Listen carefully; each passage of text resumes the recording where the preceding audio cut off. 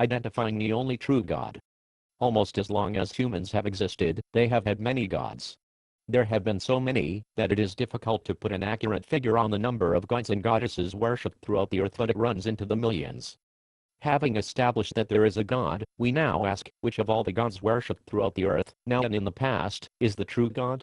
That there is only one true God who can be identified as such is clearly stated in the Bible at John 17:3. This means everlasting life, their taking in knowledge of you, the only true God, and of the one whom you sent forth, Jesus Christ. An identifying name.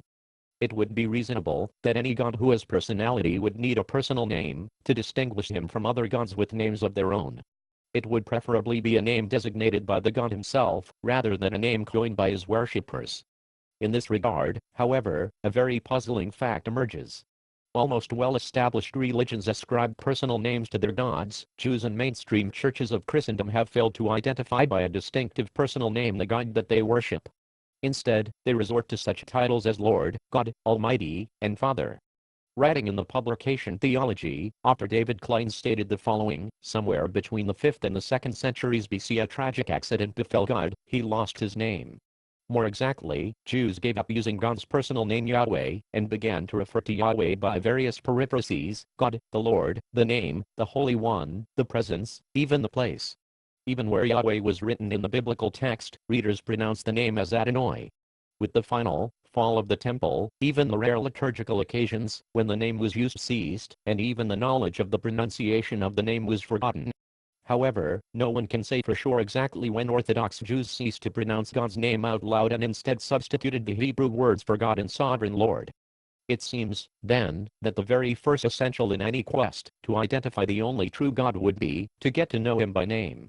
Such a search is not at all difficult, for the name of Almighty God, the Creator, is clearly and simply stated at Psalm 83:18, that men may know that thou, whose name alone is Jehovah, art the Most High over all the earth. King James Version. Jehovah or Yahweh. Whereas the name Jehovah appears in the King James Version and other Bible translations, some prefer to use the name Yahweh instead of Jehovah. Which name is correct? The most ancient Bible manuscripts were written in the Hebrew language. In the Hebrew scriptures, the divine name occurs almost 7,000 times, and is spelled with 4 consonants YHWH or JHVH. These 4 consonant words are commonly called the tetragrammaton, or tetragram, derived from 2 Greek words meaning 4 letters. Now the question of accurate pronunciation arises, because early Hebrew writing consisted of consonants with no vowels to guide the reader. So whether the pronunciation of the tetragrammaton becomes Yahweh or Jehovah depends on which vowels the reader supplies to the 4 consonants. Today many Hebrew scholars prefer Yahweh as the true pronunciation. However, consistency favors Jehovah. In what way? The pronunciation Jehovah has been accepted in English for centuries. Those who object to using this pronunciation should also object to the use of the accepted pronunciation Jeremiah and even Jesus. Jeremiah would need to be changed to Jeremiah or Jermejahu, the original Hebrew pronunciations, and Jesus would become Jeshua Hebrew, or Jesus, Greek.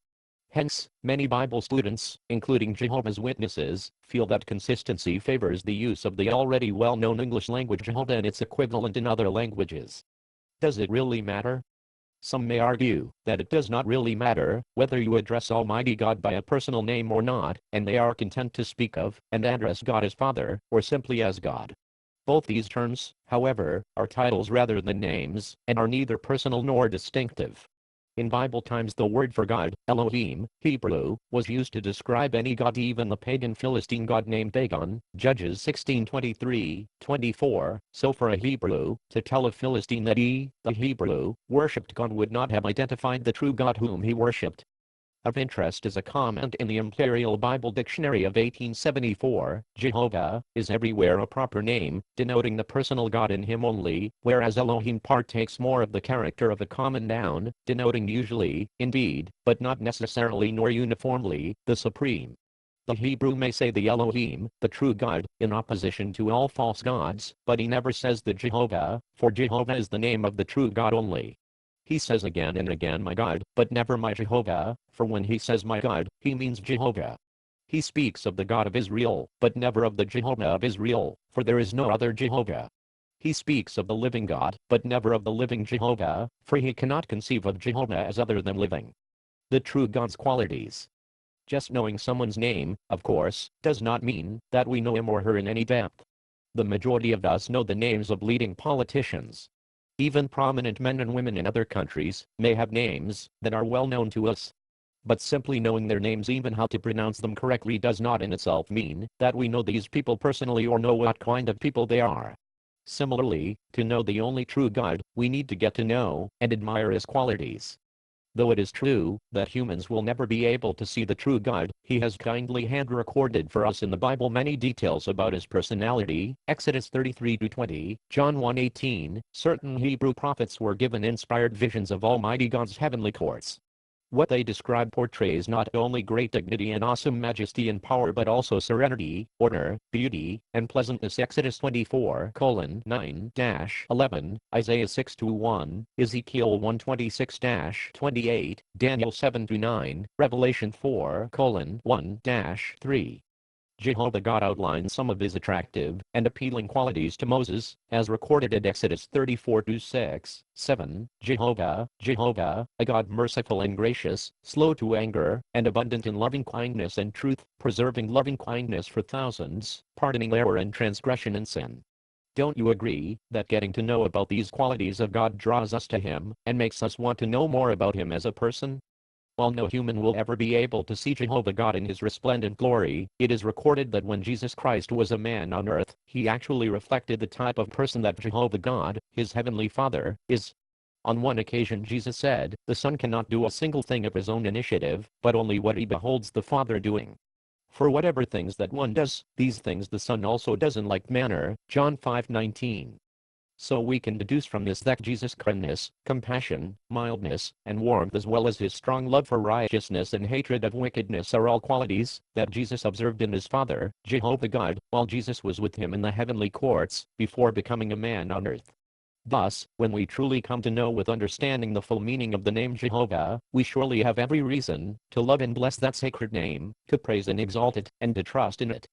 Getting to know the only true God in this way is really a never-ending process, as is brought out clearly in the rendering of John 17:3 in the New World Translation of the Holy Scriptures. Here the correct tense of the verb to know helps greatly, for the present continuous tense is used, rather than the simple present tense. Hence, we read, "This means everlasting life, their taking in knowledge of you, the only true God, and of the one whom you sent forth, Jesus Christ."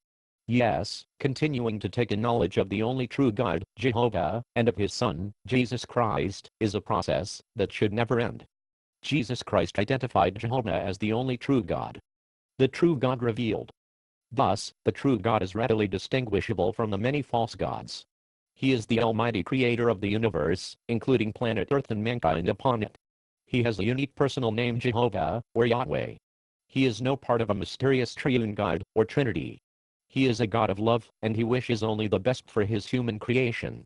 But he is also a God of justice, and he will not forever tolerate those who insist on ruining the earth and fomenting wars and violence. Jehovah has revealed his determination not only to rid the earth of wickedness and suffering, but also to make it a paradise, where honest-hearted people can live forever in happiness. Psalm 37:10, 11, 29, 34. Almighty God has now installed his Son, Jesus, as the heavenly King of God's kingdom. And soon Jesus will usher in that new world of righteousness and restore paradise conditions to our earth. Daniel 2:44, Matthew 6:9, 10. We hope that you are now more easily able to answer the question, does God really exist, and to identify the true God. For more info visit www.watchtower.org.